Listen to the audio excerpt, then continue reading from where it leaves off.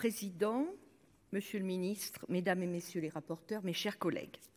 Pour recontextualiser ce budget 2023, frappé du sceau de l'article 49.3, il est utile de rappeler l'urgence maintes fois réitérée par les scientifiques de prendre en compte l'accélération alarmante du réchauffement climatique. Mais une fois encore, il est difficile de considérer que la COP27 fut un succès. Comme le dit très justement Jean-Marc Jancovici, une COP, c'est énormément de discussions pour finir par arriver à un texte qui est souvent malheureusement une déclaration d'intention. Le nombre de lobbyistes, d'ailleurs, des énergies fossiles à la COP27 dépasse le total des représentants des 10 pays les plus touchés par le changement climatique.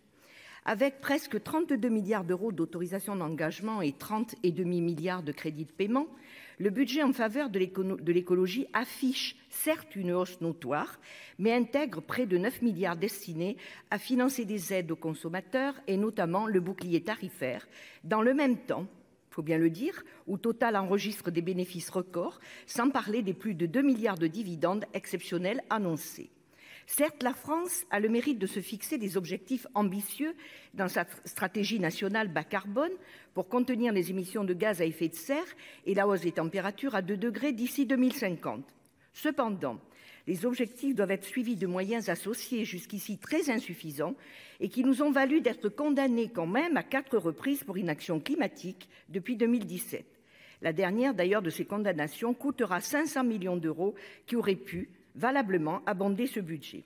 Quant au fonds vert, évoqué par mes collègues, porté à 2 milliards d'euros à destination des collectivités pour accélérer la transition énergétique, il semble être assorti, si je lis bien, d'un objectif multiplicateur de 4, ce qui se traduirait par une subvention égale à 25%. Dans ces conditions, il est donc à craindre que ce fonds bénéficie aux collectivités les mieux dotées, à la fois en moyens humains, pour répondre à des appels à projets toujours plus complexes et en capacité d'investir sur leurs fonds propres pour répondre aux critères qui, pour le moment, il faut bien le dire, restent flous. Le gouvernement a raison de dire qu'il n'y a pas d'argent magique. Cependant, l'urgence climatique est là et bien là.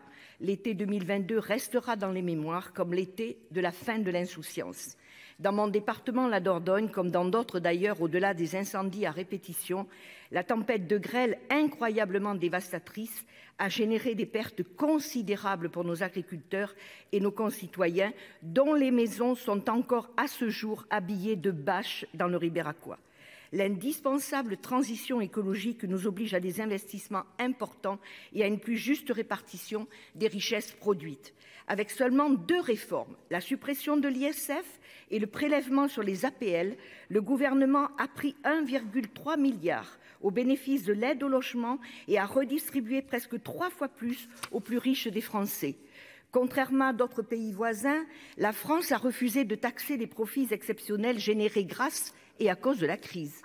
On ne peut pas parler de transition écologique, Monsieur le Ministre, si on ne parle pas de justice sociale.